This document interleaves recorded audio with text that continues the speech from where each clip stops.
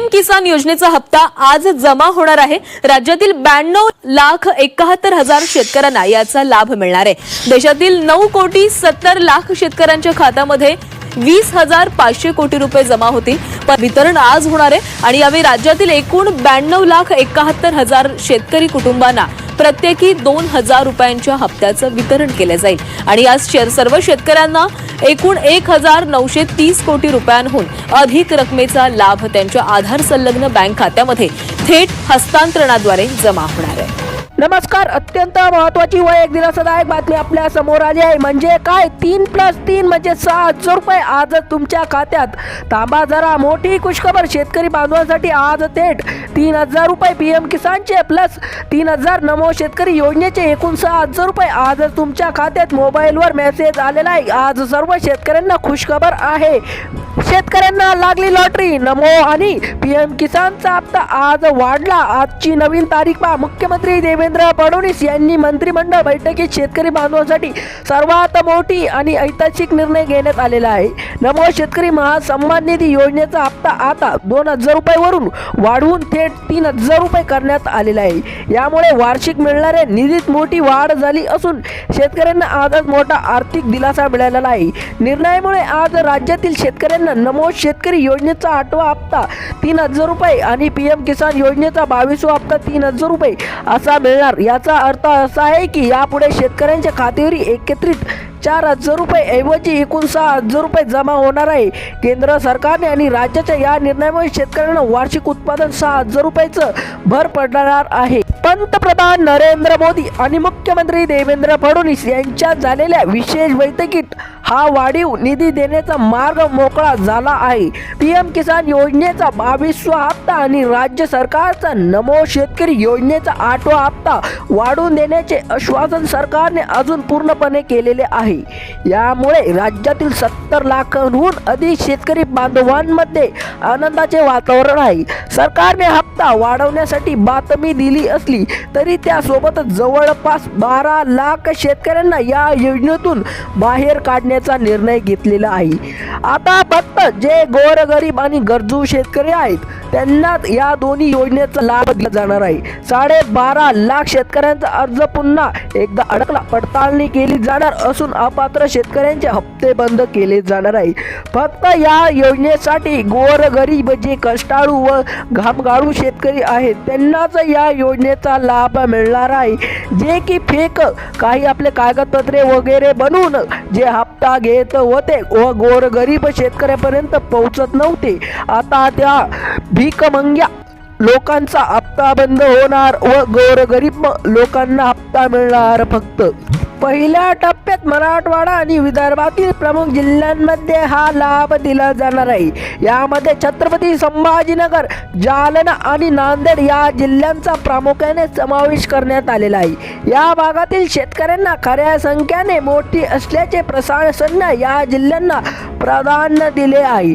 जर तुम्ही या जिल्ह्यातील रहिवासी असाल तर आपल्या बँक खात्याची KYC प्रक्रिया पूर्ण असल्याची खात्री आजच करण्याचे गरजेचे आहे।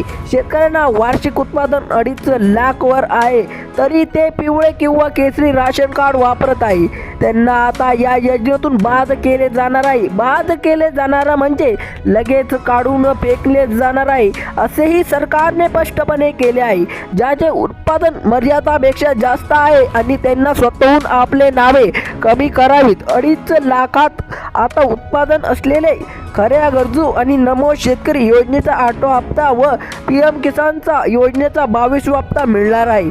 फक्त जे गोरगरीब शेतकरी आहे त्यांनाच 3+3 म्हणजेच असे 6,000 रुपये मिळणार आहे। गोरगरीब शेतकऱ्यांना प्रत्येक हप्त्यामागे 1,000 रुपये वाढवून दिले जाणार आहे।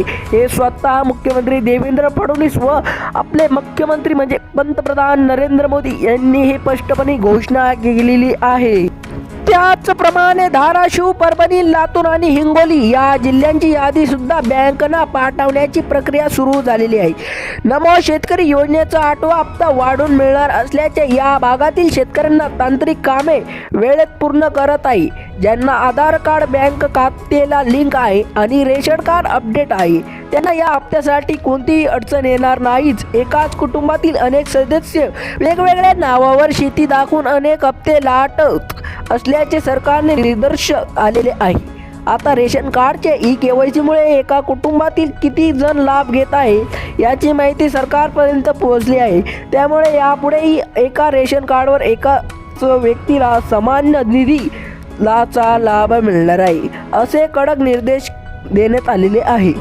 कुटुंबातील महिला लाडकी बहीण योजना लाभ घेत असल्याची तर नमो शेतकरी योजनेचा 8वा हप्ता मिळताना काही तांत्रिक निर्बंध येऊ शकतात. मात्र PM किसान योजनेचा 22वा हप्ता सर्वांना सरसकट मिळणार आहे.